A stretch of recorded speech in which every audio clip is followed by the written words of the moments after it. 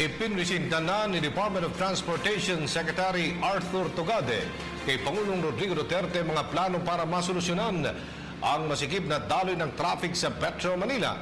Ayon kay Presidential Spokesperson Ernesto Abella, sa kabila ng mga suwestyon na pagkalooban ng emergency powers ang Pangulo upang tugunan ang problema sa traffic, patuloy pa rin naganda ang pamahalaan. Kung maalala, umalman na maging ang business community dahil sa bilyong pisong nawawala sa kanila dahil sa masikip na daloy ng trapiko. Regarding also the updates on transportation reforms, Secretary Tugade was made a presentation yesterday, and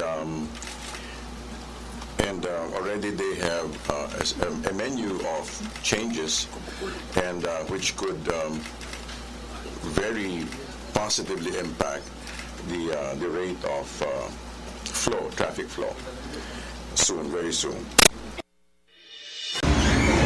Ako po si Cathy San Gabriel. Subscribe na sa PTV YouTube channel. I-click lang po ang subscribe button.